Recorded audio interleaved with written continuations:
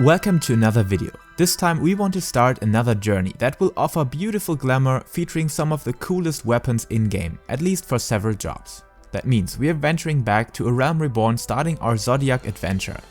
Yeah, not this one, but close to it.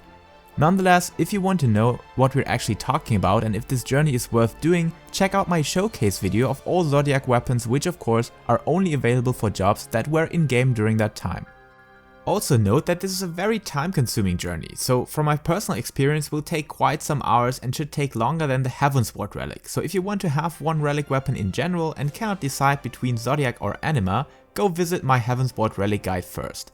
Still, the advantage of both of these relic grinds compared to the ones of Stormblood or Shadowbringers, you can mostly grind them without being dependent on participation of other players, apart from raids and dungeons in your duty finder. Which means, as long as you are spending some time grinding them down, you will have no issue in completing your relic. And to reach this goal, I highly recommend to underline the info of this video with the magnificent work of Consolegameswiki.com, or more written guides that I will post when it's due, so make sure to check out the description as well. Anyways, let us start with the first two quest lines that are ultimately straightforward, and some designs are already very cool on their shiny Zenith stage. Above that, you can also just hunt down the relic stage of your desire and do another weapon finish instead, or not finish this at all. The beginning of our journey is set in Vesper Bay, that you can reach through teleporting to Horizon or via ship from Limsa Lominsa. The NPC you need to look for is Nedrick Ironheart, standing at the wall close to the pier. He will offer you the first quest, the Weaponsmith of Legend. That will require you to have completed the ultimate weapon, aka Such Devastation. By the way, I highly recommend to complete your main scenario quest until and including Shadowbringers, because being level 80 with at least item level 400 will heavily decrease the difficulties of this journey, because you can run most content unsynced, which means you're doing content on its normal level while your job is not synced down and remains at its current power state. Anyways, after accepting the quest, you're sent to Ravenna in Mordona, who then again will send you to Gerald, that is having a small blacksmith camp in North Shroud. Remember these two names, as you will hate or love them depending on your actual stage of your relic. Nonetheless, if you already started these quests, every weapon you consider grinding will start from this point, but you can always do weapons of a previous quest stage, but only a single one at the current stage. So when you're working on Cortana or Holy Shield Animus, for example, you cannot work on the Black Mage Animus stage, but you're able to start it from scratch to complete all previous ones. At least this is what I get when I read the description of Gerald correctly. So that means you either have to finish the current stage of your relic or abandon the quest. But I guess that many steps will unlock methods to farm or grind required currency whenever you want, the moment you have unlocked it. But more to that later. After this, Gerald will offer a simple task to fetch a certain weapon found all over the world. So check the location for the relic you're looking for, catch it, and return to Gerald again. Then Gerald demands you to buy or craft a specific weapon for the job you're doing this quest with, and to melt some materia into the free materia slots. Easily done, when you have unlocked materia melding already. If not, visit Mutamix Bubbly Pots and his assistant in Central Thanalan and unlock materia melding, transmuting and extracting, which you should have unlocked anyways. Surely not all of you have already leveled up a crafter job, so you can visit these fair lads and ladies in every major city that can insert the required materia into the weapon you need.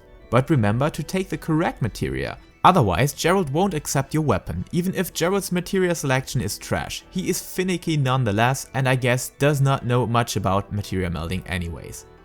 Gerald, check out this materia melding guide, for example. After that, return to Gerald again and he will send you out to kill the Chimera, and as long as you are level 80, 70 or 60 at least, you should have no problem in killing it through the Duty Finder, through clicking the option wheel on the left corner of the Finder and check the undersized party box so that you can participate with the full strength of your job at your highest level. Unlike the Heavensward Relic, you don't need to equip the relic weapon before entering or leaving the fight. Just finish the duty and return to Gerald, who again will send you to Ravenna in Mordona.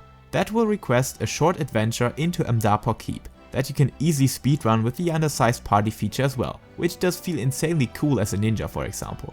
Then you just go back to Ravenna, then back to Gerald, that will send you test your new weapon on certain mobs, that he will mark on your map.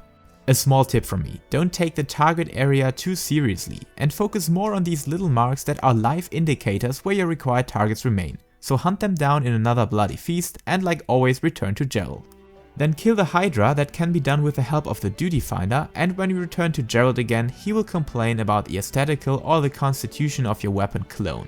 So he will order you to participate in another trial killing spree to get some materials from all the 3 ARR trial bosses on their hard difficulty.